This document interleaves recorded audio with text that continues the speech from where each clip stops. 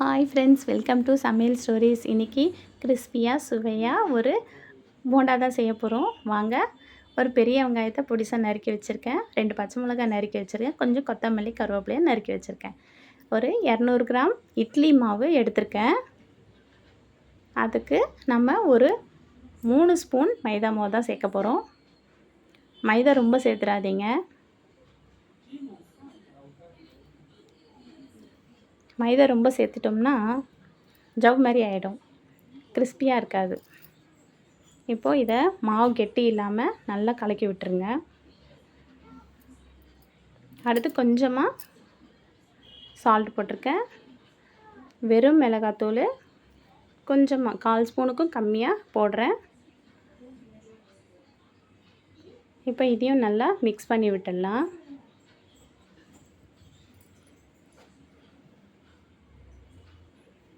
இது உடனடியாக செய்யக்கூடிய ஒரு போண்டா தான். நல்லா கலக்கி விட்டாச்சு. இப்போது இதில் பச்சை மிளகாய் போட்டுக்கிறேன். அடுத்து கொத்தமல்லி கருவேப்பிலை பொடிசாக நறுக்கி வச்சதையும் போட்டுடுறேன். நறுக்கி வச்ச வெங்காயத்தையும் சீராக போட்டுடலாம்.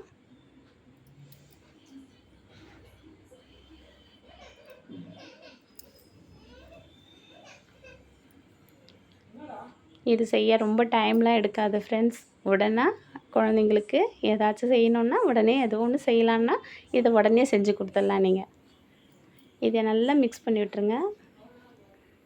இது இப்போது நல்லா மிக்ஸ் பண்ணி வச்சாச்சு. இது இட்லி மாவுன்றதுனால கொஞ்சம் லிக்விடாக தான் இருக்கும். இப்படி தான் இருக்கும், ஆனால் போடும்போது நல்லா வரும் உங்களுக்கு. இப்போது கடாயை வச்சிடலாம். இப்போ எண்ணெய் ஊற்றி எண்ணெய் காஞ்சதும் எல்லாத்தையும் பொரித்து எடுத்துடலாம்.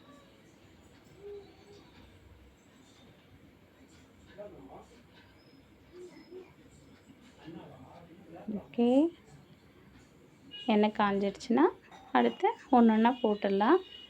கொஞ்சம் லிக்விடாக தான் இருக்கும் அது.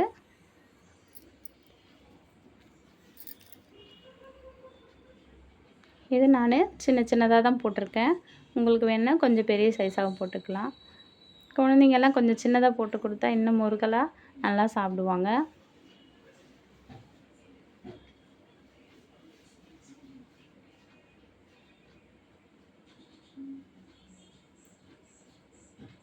இது 200 கிராம் மாவுக்கு நான் இது போட்டிருக்கேன்.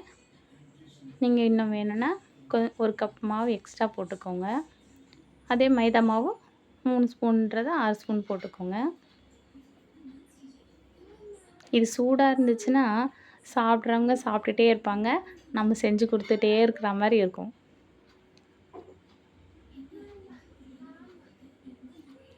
இது உள்ளே போகிறதே தெரியாது ஃப்ரெண்ட்ஸ். நல்லா சாப்பிடுவாங்க இது செஞ்சு கொடுத்தீங்கன்னா. இது வெறும் அரிசி மாவு தான் அதிகம், மைதா கொஞ்சம் தான் சேர்த்துருக்கோம் இல்லையா. இது நல்லா செவந்து வந்திருக்கு, எடுத்துடலாம். அடுத்து இருக்கிறதையும் போட்டுடலாம்.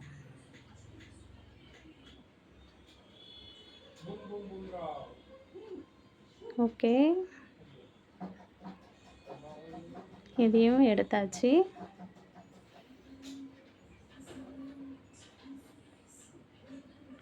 ஒரு கிறிஸ்பியாக உடனடியாக செய்யக்கூடிய ஒரு போண்டா ரெடி ஆயிடுச்சு.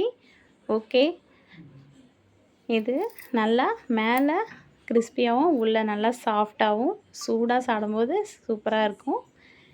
இது நீங்கள் செஞ்சு பார்த்து சாப்பிட்டுட்டு எப்படி இருக்குன்னு கமெண்ட் சொல்லுங்கள். தேங்க்யூ. லைக் பண்ணுங்கள், ஷேர் பண்ணுங்கள், சப்ஸ்கிரைப் பண்ணுங்கள்.